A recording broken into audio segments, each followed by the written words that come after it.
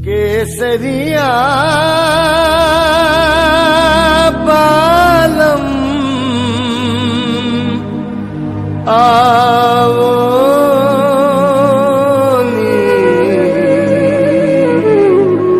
पधारोनी मारे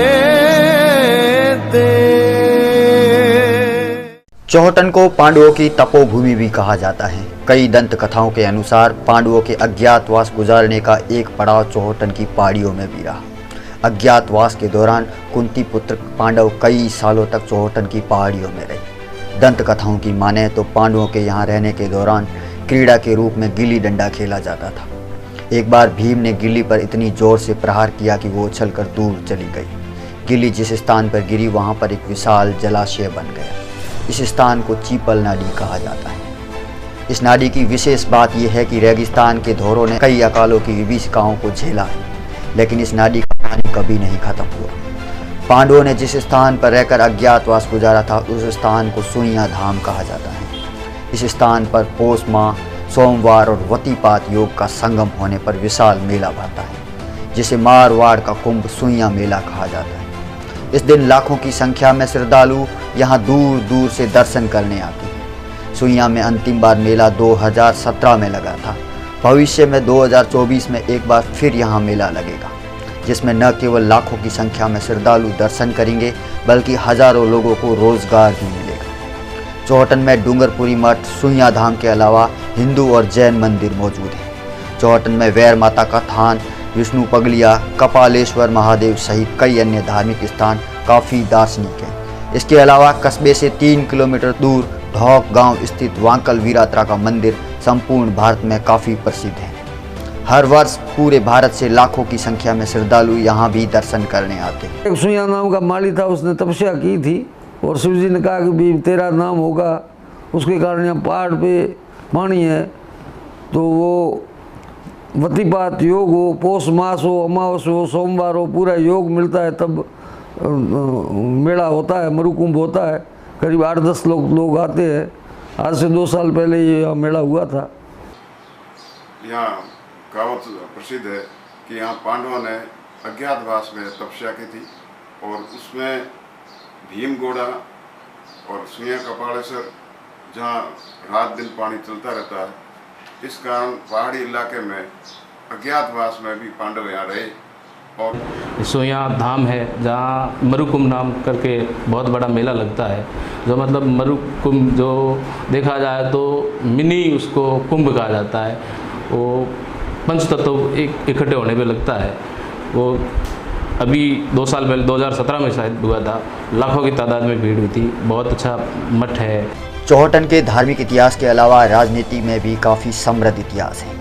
आज़ादी के बाद चौहटन की राजनीति भले ही आधुनिक चौहटन के निर्माता भगवान दास डोसी के इर्द गिर्द रही, लेकिन जागीरदार भानीदास के वंशज रूप सिंह राठौड़ भी चौहटन की राजनीति में सत्ता के केंद्र बने रहे। 1958 तक चौहटन की कमान जागीरदार भानीदास के वंशजों के पास थी, लेकिन 1958 में जागीरदारी व्यवस्था खत्म हुई और शुरू हुआ पंचायती राज। पंचायती राज के आते ही राजनीति का केंद्र बिंदु स्वर्गीय भगवान दास डोसी बन गए। 1958 में हुए पंचायती राज चुनाव में भगवान दास डोसी चौहटन कस्बे के पहले सरपंच बने। उसके बाद 1963, 1982 और 2015 में कस्बे की सरपंची डोसी परिवार के पास रही। रूप सिंह राठौड़ भी इस लोकतांत्रिक समय में एक कीर्तिमान अपने नाम किया। राठौड़ ने 1988, 1995 और 2000 में लगातार 3 बार जीत की हैट्रिक लगा दी और सत्ता के केंद्र बिंदु बन गए। चौहटन की धरती के 3 सपूतों ने चौहटन की आवाज़ को विधानसभा में हुक्मरानों के सामने रखा।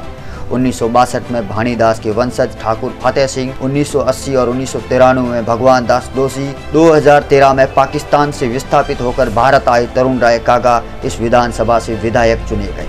1962 में यहाँ से फतेह सिंह जी एमएलए थे। उसके बाद 1980 से कांग्रेस के टिकट पर भगवान दास डोसी चौहटन के निवासी वो एमएलए बने। 1993 में भाजपा के समर्थन से भगवान दास जी एमएलए बने और 2013 में तरुण राय कागा जो यहाँ पाक विस्थापित है वो भी बीजेपी की टिकट पर एमएलए निर्वाचित हुए।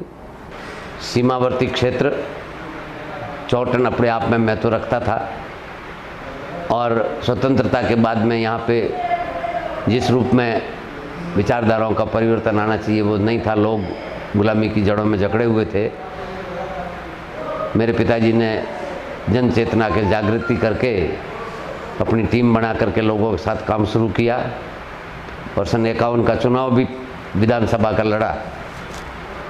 उसके बाद में 1955 में सरपंच बने, 55 से 59 तक।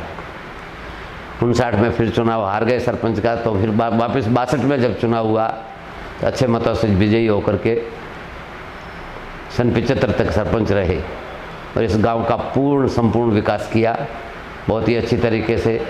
आज भी इतने वर्ष बीतने के बाद वर्तमान चौटन के शिल्पकार का हो, निर्माता का हो, भगवान दास जी डोसी की स्मृति है हर आदमी के दिल और दिमाग में है और उन्होंने जिस रूप में सेवा की उसको सब याद करके बहुत अच्छा करते हैं। चौहटन का इतिहास लंबा रहा है। चैतन्य नगरी से लेकर चौहटन तक का सफ़र चौहटन ने किया है। विकास की गंगा जहां पर बह रही है, कभी दूरस्थ रेगिस्तानी इलाका ये माना जाता था। कहा जाता है कि 12वीं शताब्दी में यहाँ पर हापा राजपूतों का शासन रहा। उसके बाद में यहाँ पर भानीदास का परिवार आटी से आया और उस परिवार ने यहाँ पर अंग्रेजी हुकूमत की जागीरी व्यवस्था संभाली। जसराज जांगीड़ के साथ तरुण मुखी, रेगिस्तान इन्फो, बाड़मेर।